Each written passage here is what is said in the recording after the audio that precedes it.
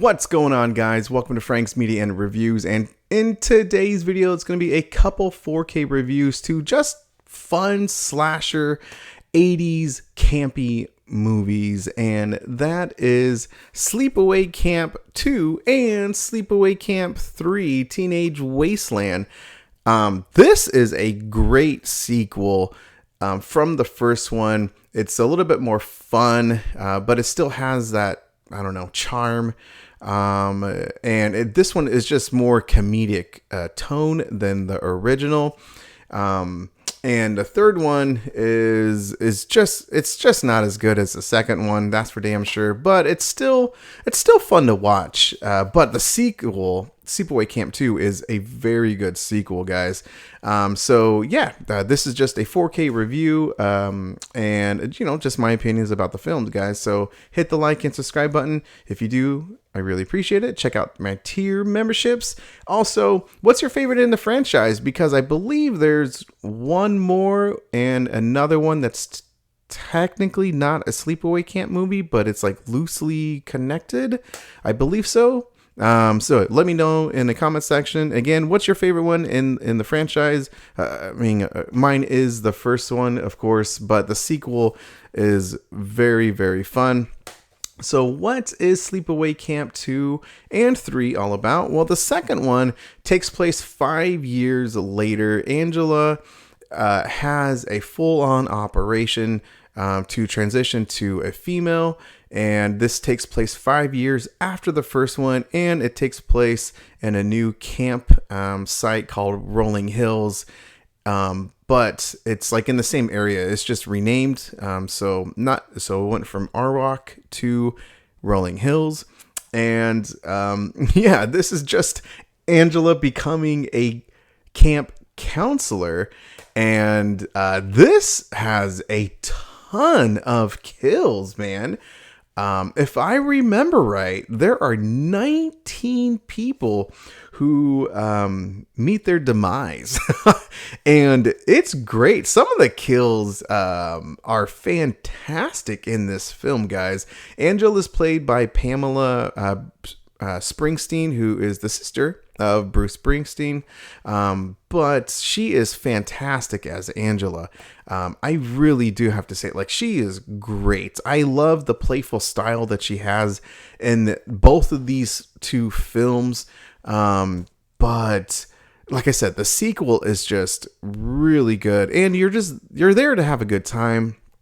And so, yeah, guys, it's a great one, but I'll read you the synopsis really quick. 5 years after the horrific slaughter at Camp Arwalk, Angela has created a new position for herself as a counselor at Camp Rolling Hills.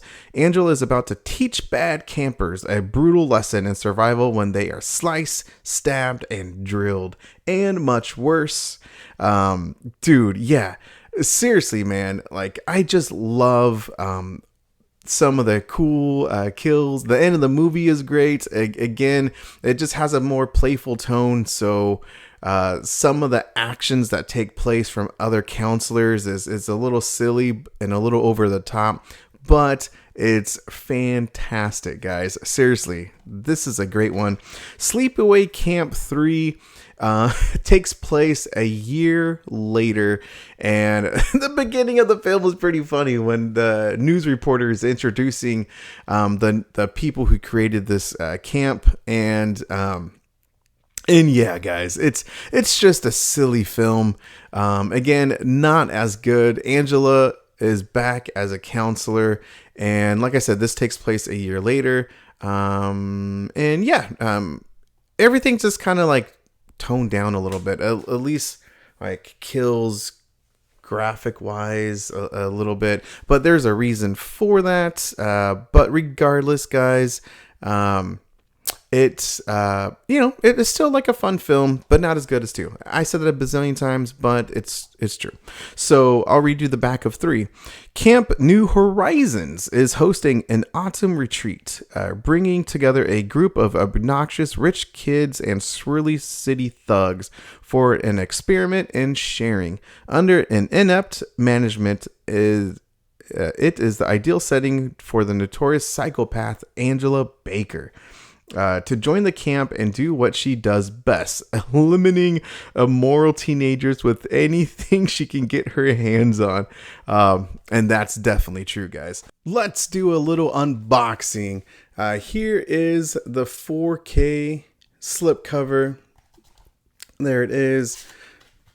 Carpet matches the drapes, as Jeff Man 316 would say.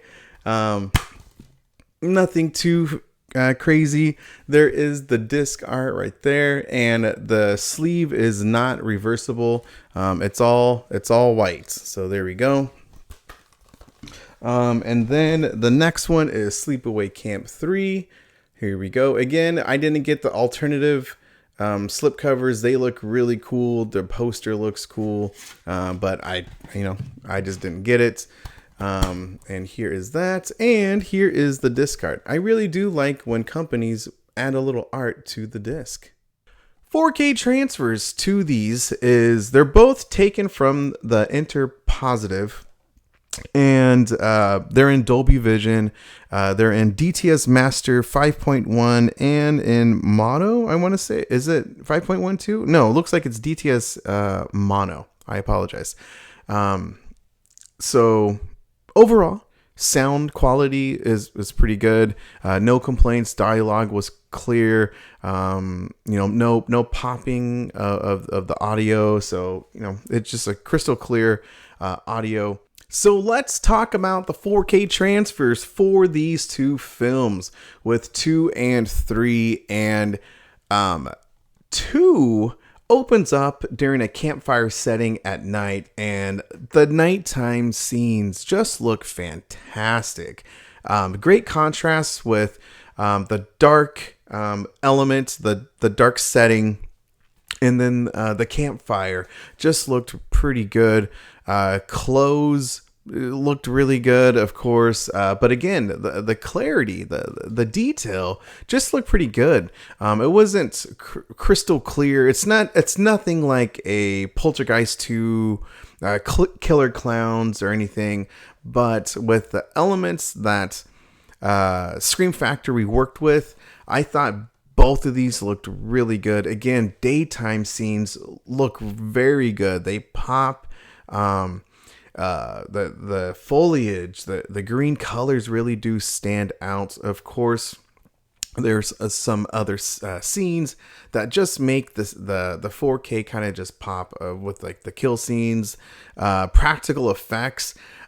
Even though it's a cheaply made film, it looked really good. Again, with everything that they worked with. So just a fantastic transfer. It really is, from Scream Factory with the camera negative Interpositive, and then with 3, this one takes place a year later. However, in production, as is in the special features, they started shooting this film 4 days after the second one.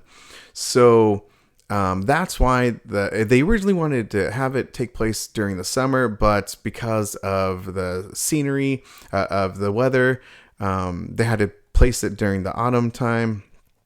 But this just looked really good, guys. Again, since it's autumn, there is this movie primarily takes place during the daytime scene, so you get to see all the color changing of the leaves and just the scenery in general. Again, it just looked very good and clean and detailed. Nothing reference or anything, but just great upgrades from the Blu-ray. At least I would assume, because I don't have the Blu-ray, so I guess I can't comment on the quality improvement from the upgrade from the Blu-ray to the 4K, but they just look very good, guys. So special features, let me mention that really quick. There are a few special features with the second one. There's Return to Sleepaway Camp 2, looking at the making of the film with counselor, what's it? special features. Let's talk about that really quick. There's a few of them. Actually, there's three. Return to Sleepaway Camp 2, looking at the making of the film with counselor Jeff Hayes. And then that one's about, I think that one's about 14 minutes long. And yeah, I mean, it's pretty good. I'm a Happy Camper interview with actor Brian Patrick Clark. And then there's a Camp Carnage Inside the Makeup Effects interview with special effects artist Bill Johnson. Yeah, both of the interviews are pretty good. As I stated, this one, he has like a couple of cherished items from 2 and 3, so that was pretty cool to look at, from the special effects artists. And then the actor, he just talks about, of course, his time with in number 2, and yeah, I mean, it sounds like he had a very good time with making the film. And he talks about like a tragic accident, a crazy accident that he had prior to the film, and that was pretty crazy. But either way, great interviews, and a couple new additions to number 2. Number 3, special features are Return to Sleepaway Camp 3, which is the same counselor, Jeff Hayes. Again, that's about it was 8 minutes, so I think they're the same time length for 2 and 3. And then there's Weeding Out the Bad Inside the Stunts. Interview with the stunt coordinator Lonnie Smith, and then Angela's Greatest Hits Inside the Sleepaway Camp Songs. Yeah, so that's just talks. Those are just a few minutes long, and the stunt coordinator one was pretty cool, and it talks about just like what other movies he's been a part of, which was actually pretty cool because he's been in a couple good ones. But it goes in detail, of course, with the truck chase scene and the elements that he dealt with, of course, doing that type of stunt, and just like the mannequin that just kind of doesn't stay in place. And yeah, I mean, I don't know. The interviews, special features were pretty good. Not a lot, but great little additions to both releases. So guys, that is it. So thank you for watching. Again, let me know how you guys what you guys think about 2 and 3. Do you guys like them? Are you guys a big fan? Again, I'm a big fan of the second one. This to me has a very high rewatchability. I just really enjoyed it. So yeah, let me know down in the comment section, guys. So thank you for watching. Hit the like and subscribe button if you do. I really appreciate it. Check out my tier memberships. Thank you to John from Let's Talk Entertainment Media, William Driver, and Insomniac. And guys, have a great one.